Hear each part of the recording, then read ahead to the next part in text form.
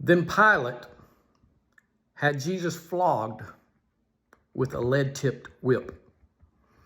And the soldiers wove a crown of thorns and put it on his head, and they put a purple robe on him. "Hail, King of the Jews," they mocked as they slapped him across the face. Pilate went outside again and said to the people, "I am going to bring him out to you now, but understand clearly that I find him not guilty." Then Jesus came out wearing the crown of thorns and the purple robe, and Pilate said, "Look, here is the man." When they saw him, the leading priest and temple guards began shouting, "Crucify him, crucify him. Take him yourself and crucify him," Pilate said. "I find him not guilty." The Jewish leaders replied, "By our law, he ought to die because he called himself the Son of God." When Pilate heard this, he was more frightened than ever. He took Jesus back into the headquarters again and asked him, "Where are you from?" But Jesus gave him no answer. "Why don't you talk to me?" Pilate demanded. "Don't you realize that I have the power to release you or crucify you?" Then Jesus said, "You would have no power over me at all unless it were given to you from above. So the one who handed me over to you has the greater sin." Then Pilate tried to release him, but the Jewish leaders shouted, "If you release this man, you are no friend of Caesar's. Anyone who declares himself a king is a rebel against Caesar." When they said this, Pilate brought Jesus out to them again. Then Pilate sat down on the judgment seat on the platform that is called the Stone Pavement. And it's now about noon on the day of preparation for the Passover, and Pilate said to the people, "Look, here is your king." "Away with him," they yelled. "Away with him, crucify him." "What? Crucify your king?" Pilate asked. "We have no king but Caesar." The leading priest shouted back at him. Then Pilate turned Jesus over to them to be crucified, and the crucifixion. So they took Jesus away. Carrying the cross by himself, he went to the place called the place of the skull, Golgotha. There they nailed him to the cross.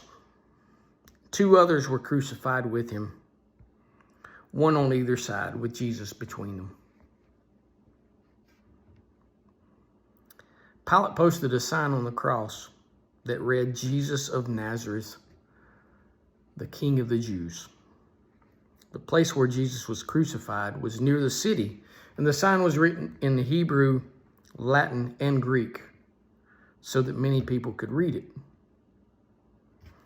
Then the leading priest objected and said to Pilate, "Change it from the King of the Jews to he said, 'I am the King of the Jews.'" And Pilate replied, "No." He said, "What I have written, I have written."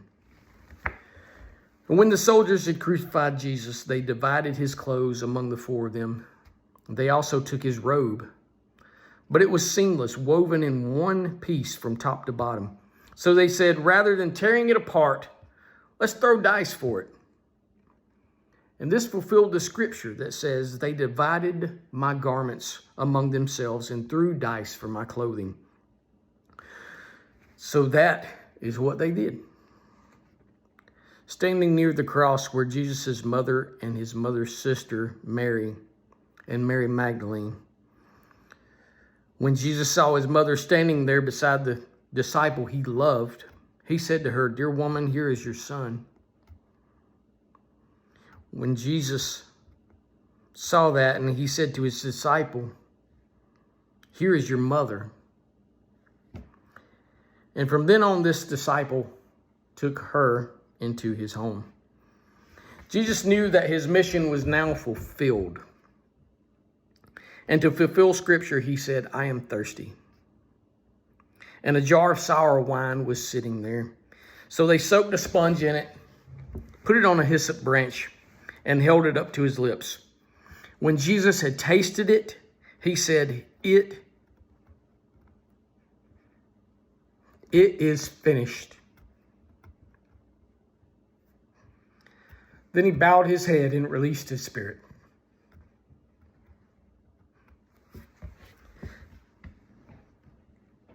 It was the day of preparation, and the Jewish leaders didn't want the bodies hanging there the next day, which was the Sabbath, and a very special Sabbath because it was Passover. So they asked Pilate to hasten their deaths by ordering that their legs be broken. Then their bodies could be taken down.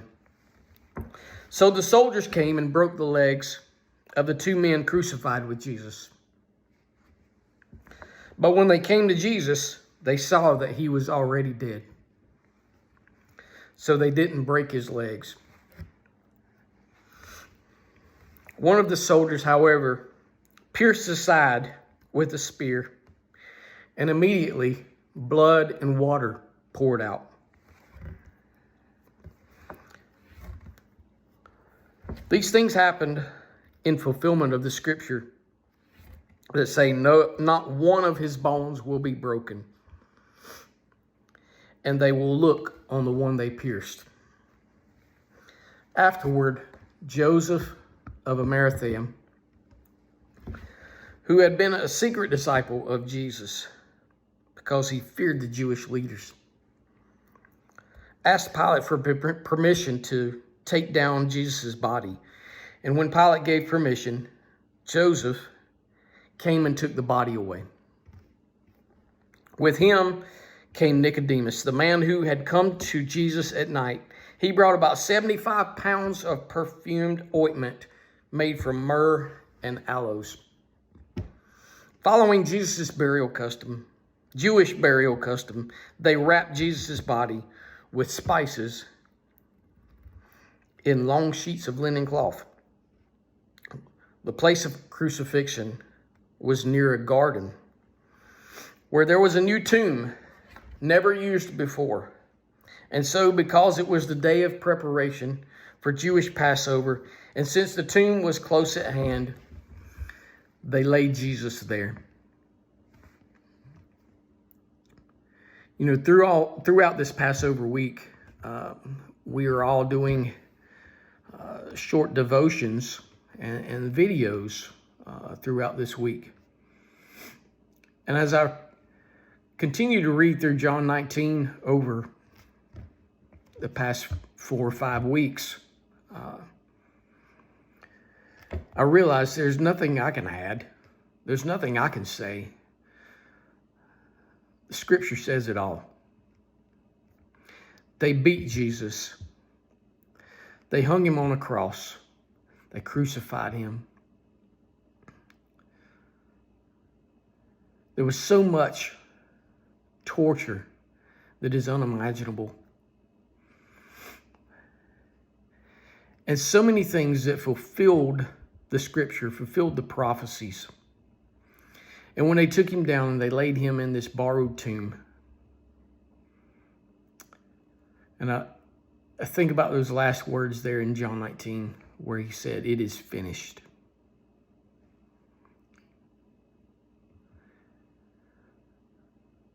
It is finished.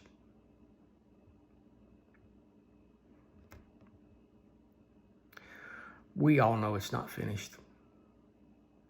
I think about the words of a great old preacher, S.M. Lockridge, and a wonderful old sermon that he did many years ago. Simply said, "It's Friday, but Sundays are coming."